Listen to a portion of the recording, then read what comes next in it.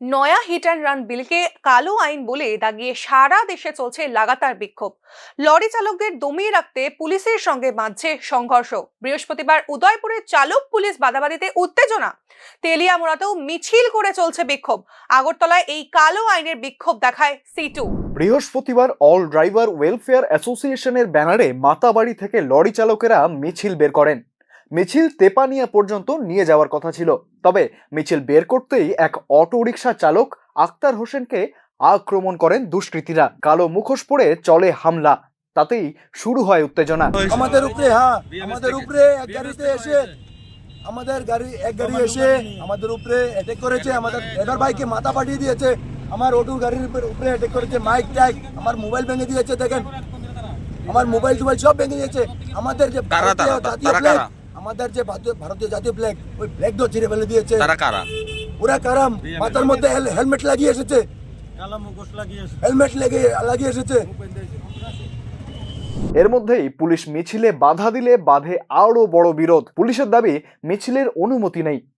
Lorry চালকদের বক্তব্য, পুলিশের কাছে অনুমতি চাইলে ওপর থেকে চাপ আছে বলে অনুমতি দেওয়া হয় না।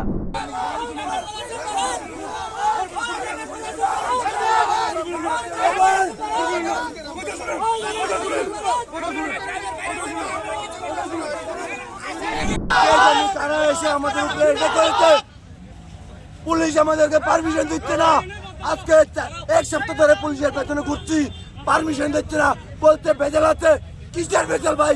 আমরা তো ভারতীয় নাগরিক, আমাদেরকে কে রক্ষা করবে? তাহলে আমাদেরকে পারমিশন দিচ্ছে না কেন?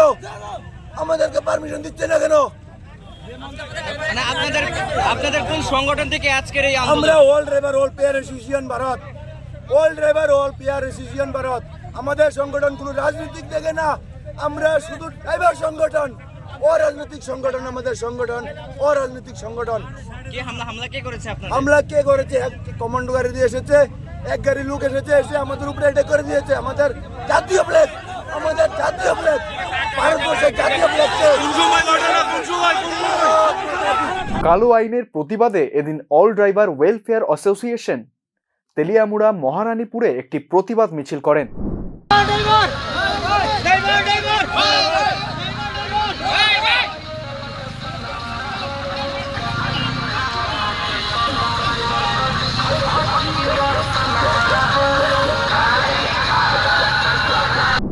আমাদের যে গৃহমন্ত্রী অমিত শাহ স্যার ডিসেম্বরের 20 তারিখ আমাদের যে কালো আইনটা লাগু করেছে, স্টিয়ারিং, যে আমরা যদি গাড়ি চালাতে গিয়ে কোনো ব্যক্তি যদি ঘটনায় যদি মারা যায় বা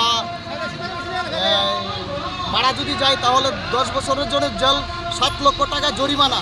তাহলে আমরা যদি এই ব্যক্তিটাকে যদি থানাতে বা হসপিটালে নিয়ে যায়, আমাদের সাজা কিছু মাফ হবে।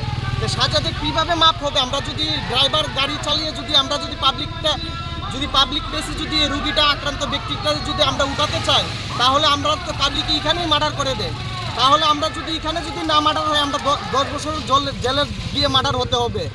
আমাদের সংসার, ফ্যামিলি, বউ বাচ্চা আছে। তারা যদি আমরা যদি 10 বছর যদি জেলে কাটি, আমরা পরিবার কিভাবে চলবে? তাই আমরা এই কালা কানুন মানবো না। আর আমরা স্টিয়ারিং ছোড়ো আন্দোলনে আমরা অভিযানে নেমেছি। আজকে আমাদের 4 তারিখে একটা ছোট একটা র্যালি ছিল। র্যালির মাধ্যমে আমরা জাম করবো না, বিভ্রান্ত করবো না কাউকে। শুধু আমরা একটা সাধারণ একটা মিডিয়ার মাধ্যমে বা পুলিশ প্রশাসন থেকে একটু অর্ডার নিয়েছি। আমরা এতটুকুই দাবি, আমাদের যে কালা কানুনটা বানিয়েছি, এই কালা কানুনটা যেমন প্রত্যাহার করে, না হলে আমরা স্টিয়ারিং চড়ছি, আমরা গাড়ি চালাবো না। আজকে আপনারা কোন সংগঠনের ব্যানারে? আপনারা সংগঠন হলো অল ড্রাইভার ওয়েলফেয়ার অ্যাসোসিয়েশন সংগঠন। আমরা ভারতবর্ষের প্রতি জায়গাতেই এই সংগঠন চলছে, আর আমরা এই সংগঠনের জড়িত। আর এই সংগঠনের তরফ থেকে আমরা আজকে র্যালি বার করেছি।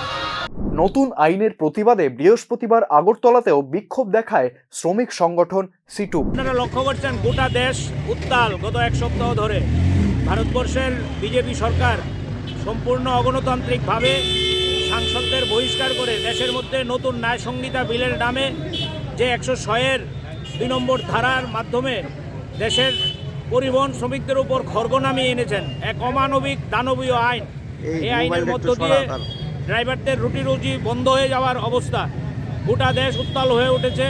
শ্রমিকরা রাস্তায় ইতিমধ্যে নেমে এসছে। হিট অ্যান্ড রান আইনকে কালো আইন বলে গত দুদিন ধরে গোটা দেশ উত্তাল।